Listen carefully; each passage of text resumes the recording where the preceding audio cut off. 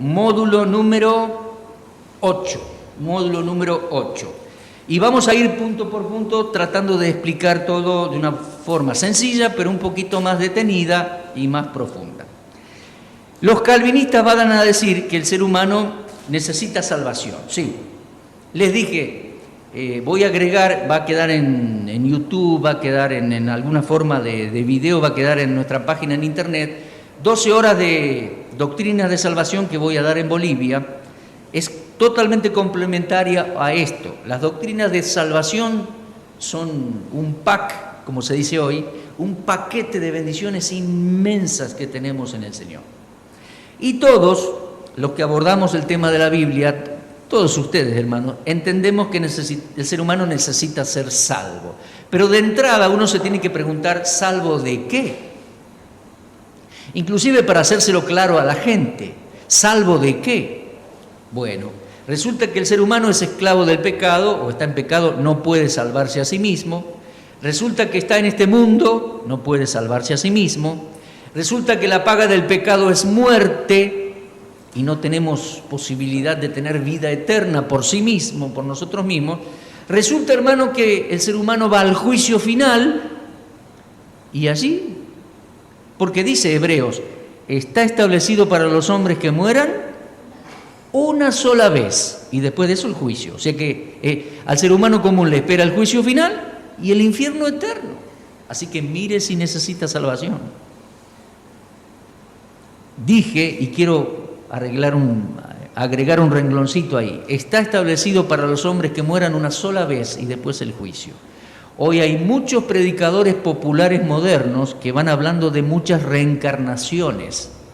Notable, uno de los más populares hoy en día en la televisión argentina, Claudio María Domínguez, a él sí lo voy a mencionar, no es calvinista, no.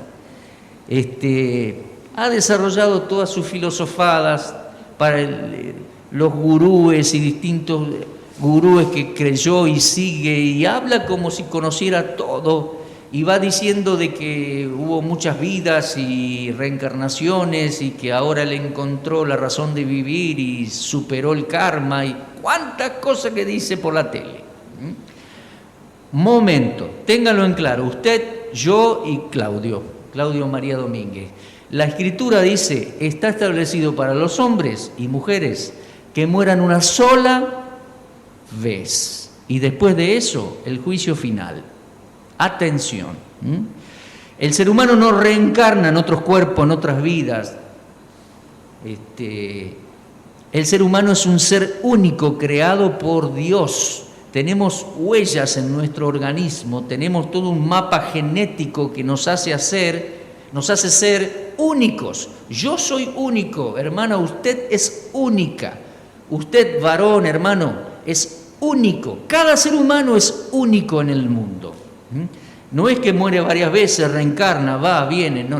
Es una persona que tiene cuerpo, alma y espíritu.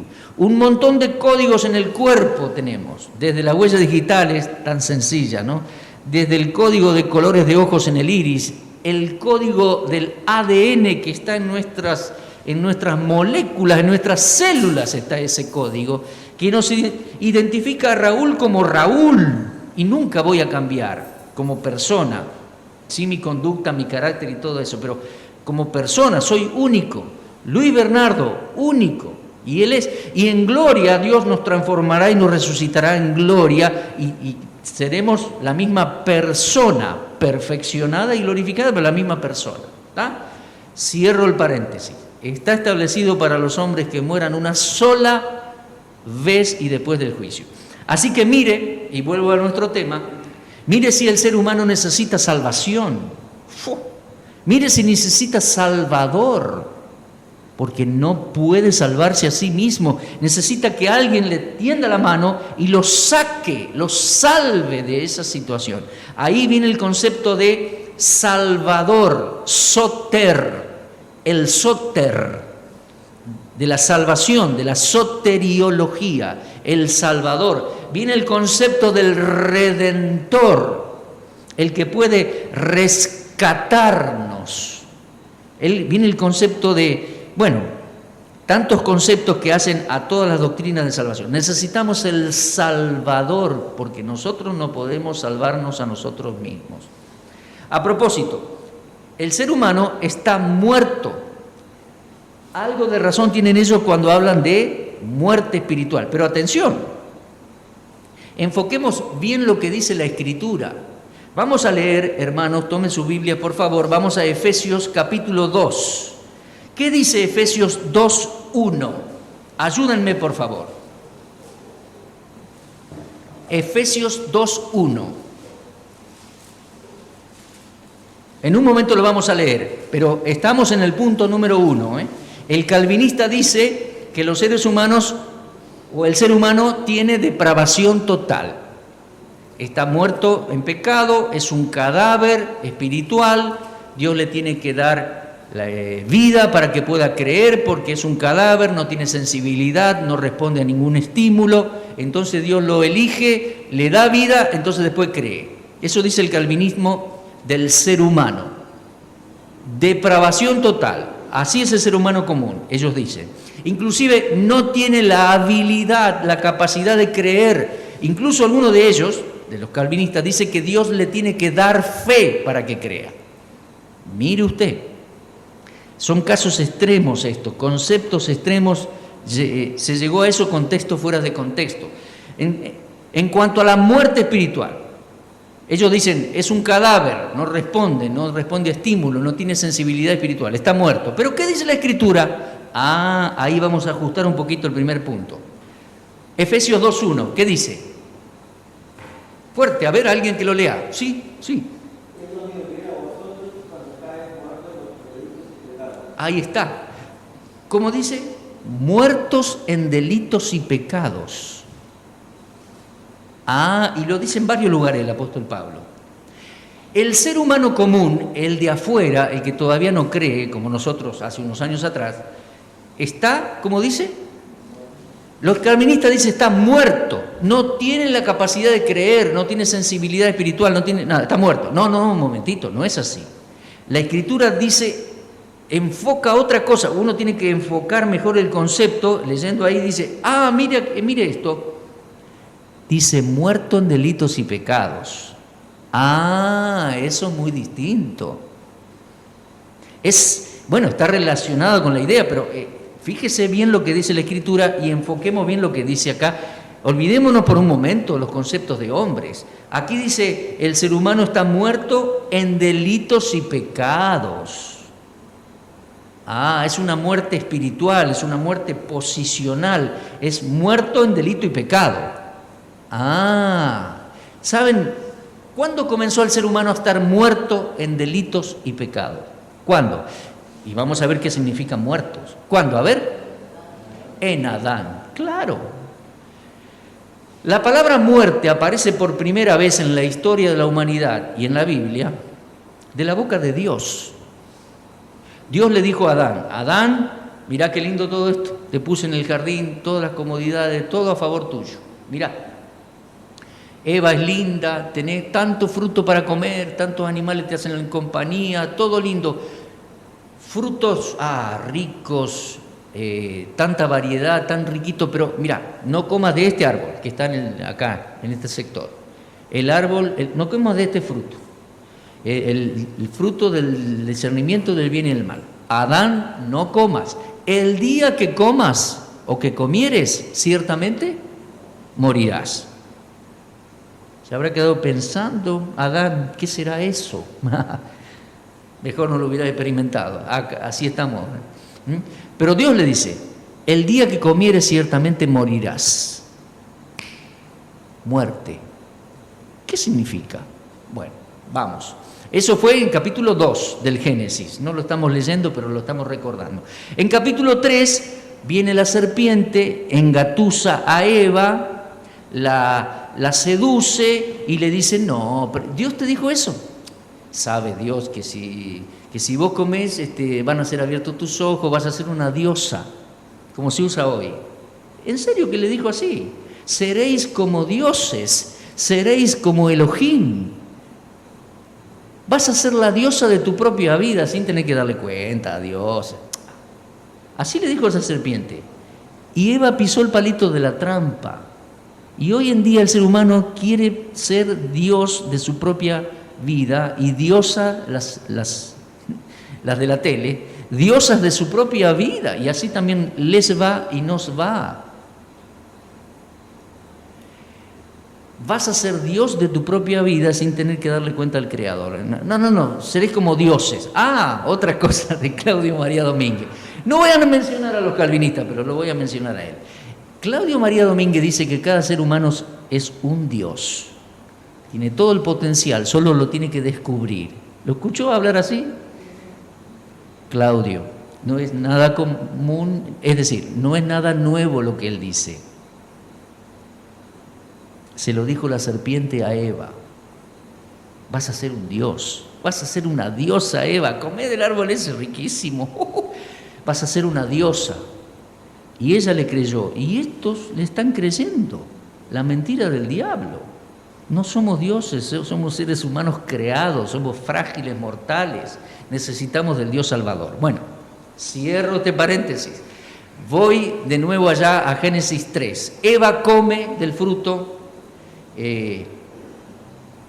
¿Cuál fue el pecado? Desobediencia, transgresión, no debería haber comido. No es que el fruto le transformó la panza o le transformó el organismo, no. Desobedecieron. Comió, le convidó a su esposo, él también comió, desobedecieron a Dios. Dios los buscó porque ellos empezaron a esconder de Dios.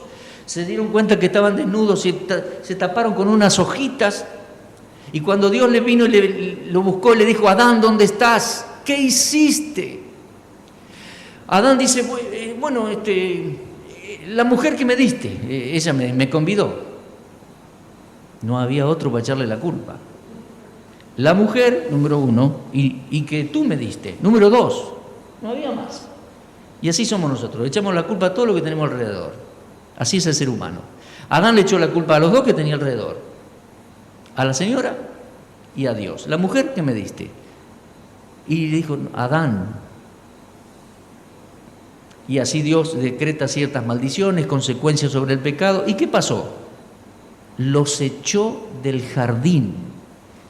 Me impresiona esa palabra, me da cosa, me da tristeza, me emociona. Dice capítulo 3, versículo 23 del Génesis: los sacó Jehová del jardín, del huerto del Edén, para que labrase la tierra que fue tomado. Echó fuera, lo echó. Versículo 24, Génesis 3, 24.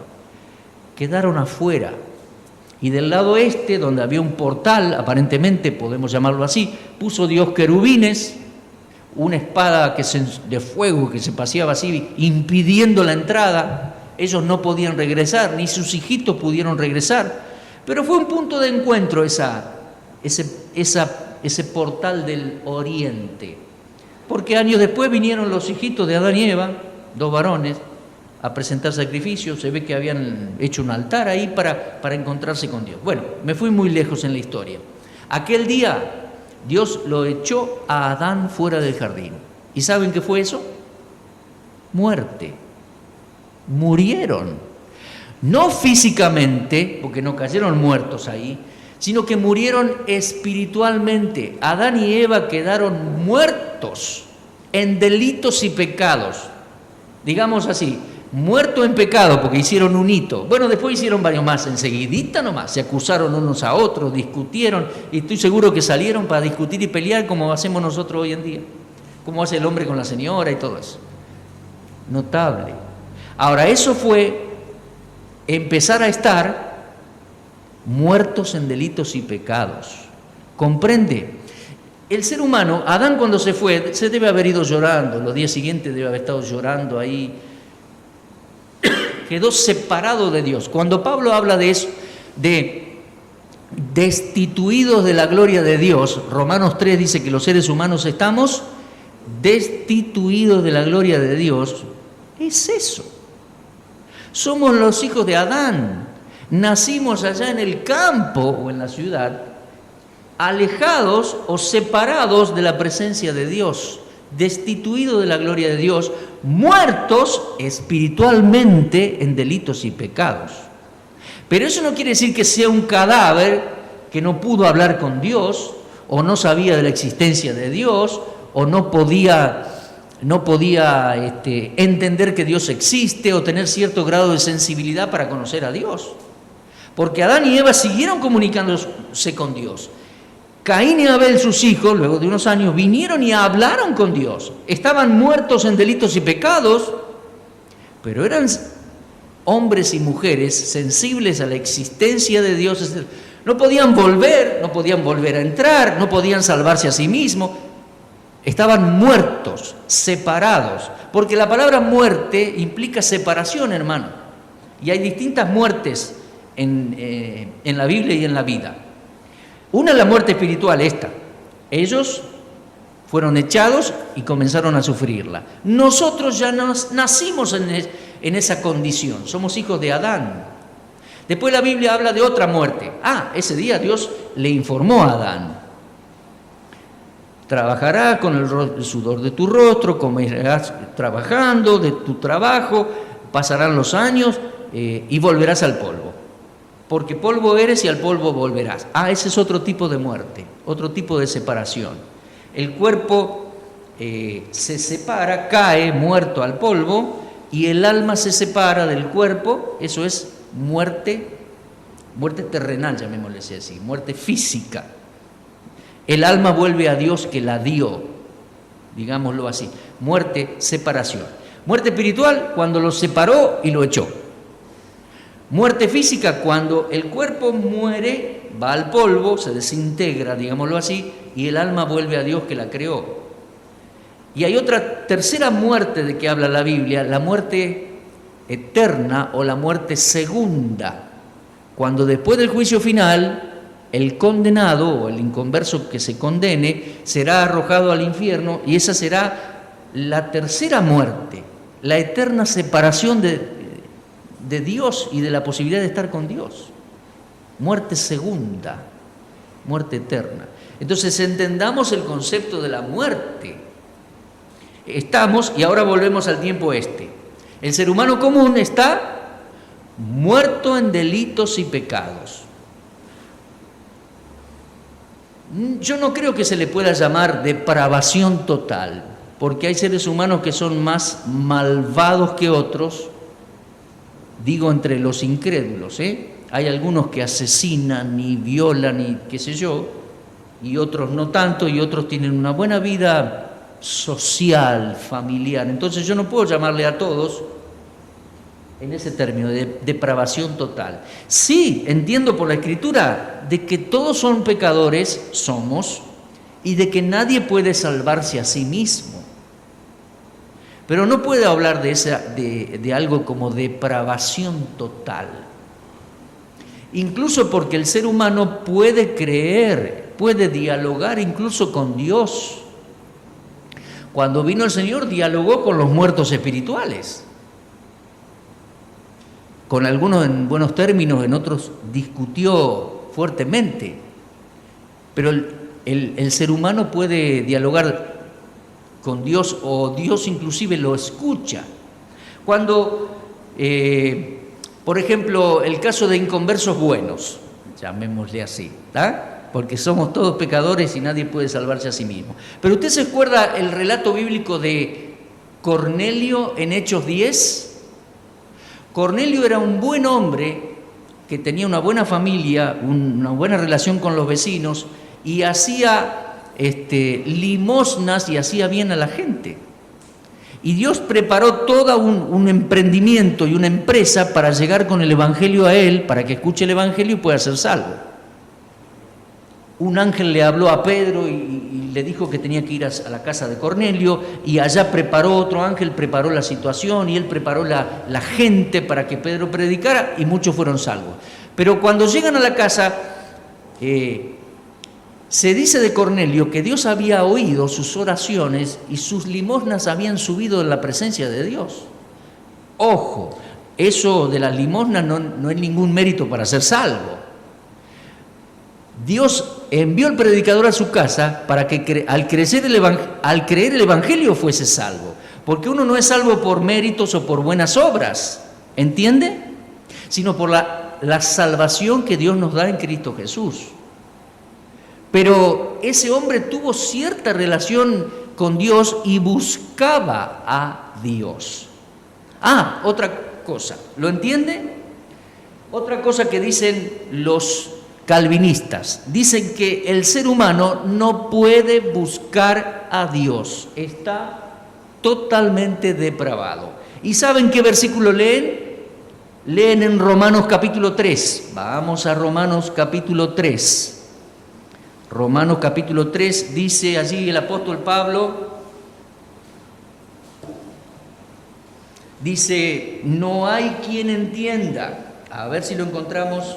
Romanos 3:10, como está escrito, no hay ningún justo. Esta es la humanidad, la gente, toda la gente. No hay ningún justo, no hay ni siquiera uno, no hay quien entienda, no hay quien busque a Dios.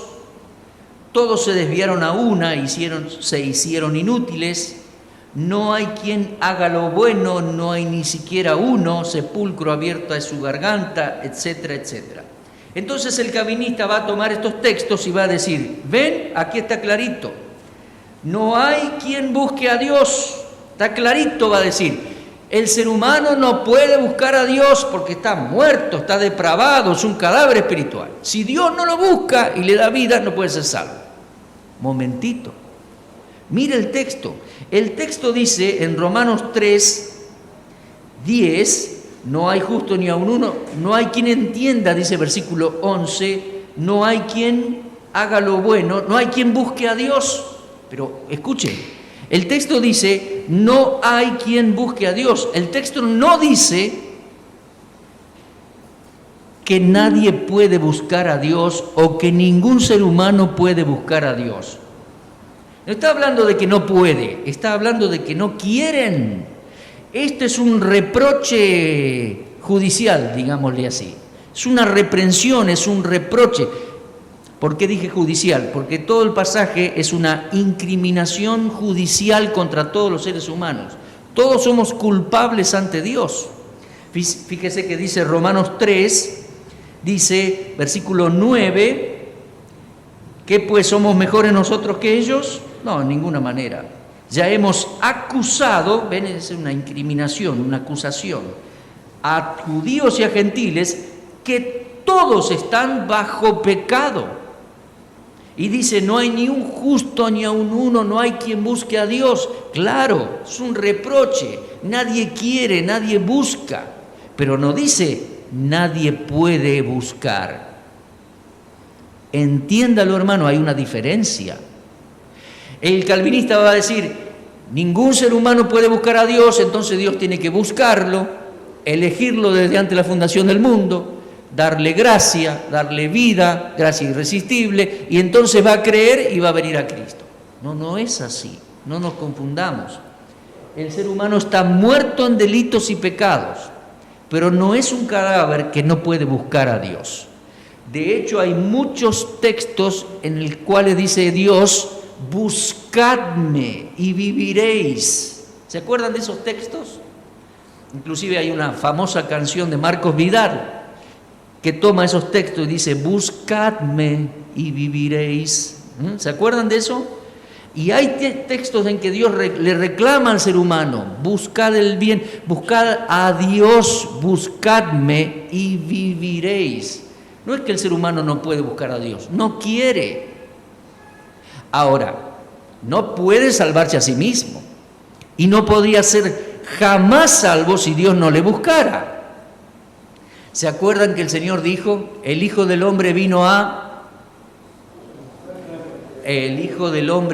buscar y salvar lo que se había perdido? Porque el ser humano está perdido, está muerto en delitos y pecados, es culpable ante Dios y no puede salvarse a sí mismo. Entonces Dios lo tiene que buscar y salvar. Pero aquí es una recriminación, Romanos 3. Es un reproche. No hay quien busque a Dios. Es más, Dios conoce los corazones, hermanos, y está buscando gente que le busca, le encuentra. Dice que en cierta medida, la Escritura dice que el hombre puede buscar a Dios. Lo dice Pablo en Hechos 17. Y dice, predicando a los atenienses, y dice, ciertamente no está lejos.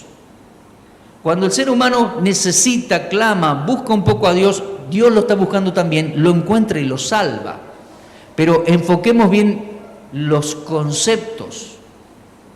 El ser humano no es un ser totalmente depravado, muerto, a lo cual Dios lo tiene que elegir incondicionalmente, si no, no puede ni siquiera creer.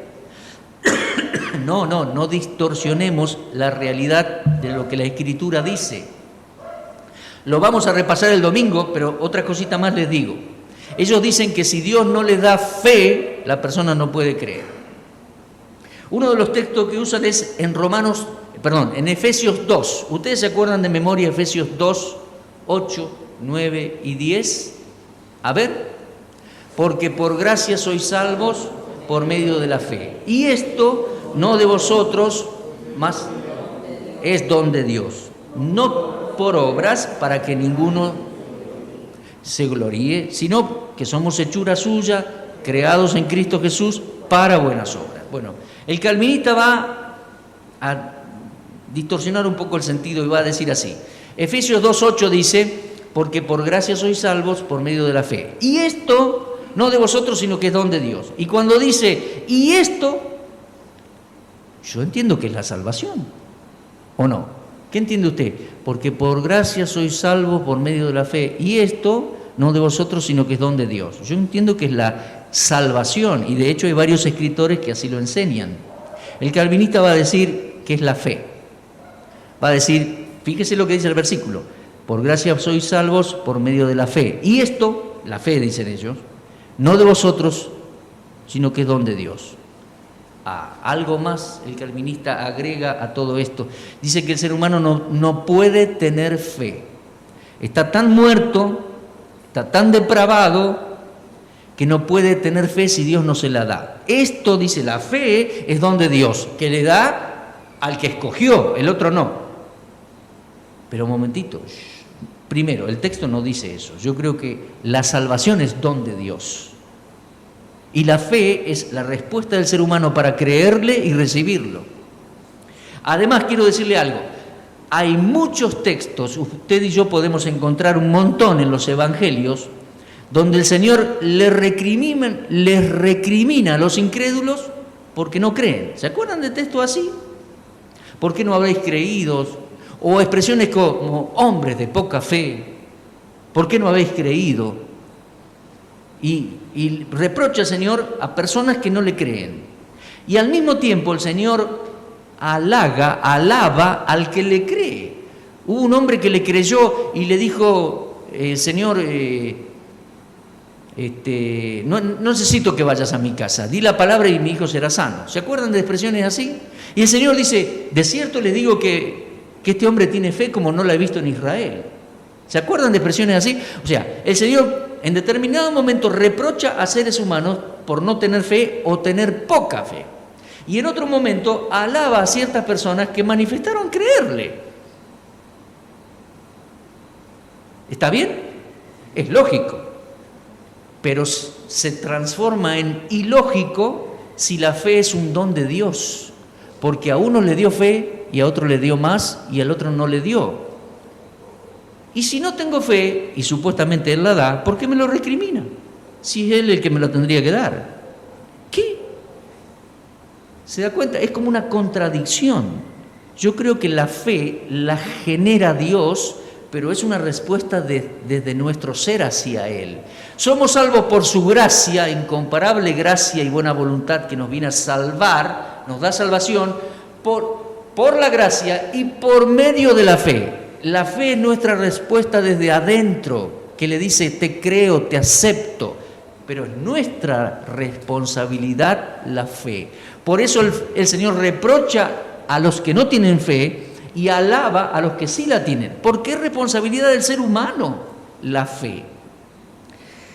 Voy a volver sobre el tema el domingo, pero quiero decirles, Hebreos 12 dice que tenemos que marchar la carrera que tenemos por delante, la carrera cristiana, puesto los ojos en Jesús. ¿Y cómo dice? Autor y consumador de la fe. ¿Se dan cuenta? Dios no nos da fe como si fuera un polvito mágico o un inalámbrico así mágico que nos mete fe, entonces cree la persona. No, Dios alimenta nuestra fe. El Señor es ¿cómo es que dice? Autor y consumador de la fe. Él, con lo que hizo y dijo en el mundo y su palabra escrita, genera fe en nosotros, sí, eso de acuerdo. La alimenta y además Él es el autor de la fe, a Él debemos creerle, a Él debemos mirar y Él consumará todo lo que ha prometido y nosotros le creemos por la fe. Pero no da fe como tocando con varita mágica a uno y al otro no. Es nuestra responsabilidad la fe. Así que, hermanos, cerramos este tiempo por esta noche. Octavo bloque. Y nos encontramos, si Dios quiere, para continuar con esto, en el próximo domingo, donde veremos 4 bloques más. ¿De acuerdo? Los espero. Y entiendan, por favor, vamos a ir discutiendo temas y explicando aspectos del enfoque calvinista, que creo yo que está basado sobre textos fuera de contextos, mayormente, y el enfoque bíblico para creer bien los conceptos de la necesidad que tenemos de salvación, la salvación, el arrepentimiento, la fe, la seguridad que tenemos. Y también el próximo domingo vamos a terminar hablando de soberanía de Dios y libre albedrío, porque el ser humano tuvo y tiene capacidad de decidir y de elegir, tomar sus propias decisiones. Incluso tiene la libertad de desobedecer a Dios. Miren lo que le estoy diciendo. El ser humano tiene la libertad de desobedecer a Dios, pero, vaya sabiendo, no tiene el poder de controlar las consecuencias. Sufrirá las consecuencias y un día rendirá cuentas delante de Dios, porque Dios es soberano. Pero vamos a enfocar bien los términos, bien el término de la soberanía de Dios sobre el ser humano. No nos creó como robots que nos maneja a control remoto. Este elige, viene, hace, y el otro no. No. Somos seres humanos nos creó con voluntad y capacidad de elegir, creerle y aún rechazarle. Lo vemos el domingo si Dios quiere. El asunto va a ser importante de enfocar en claro los conceptos y entender las diferencias y sobre todo, disfrutar esta salvación tan grande que tenemos y prepararnos más y mejor para comunicar de manera correcta el Evangelio de salvación a otros. Amén.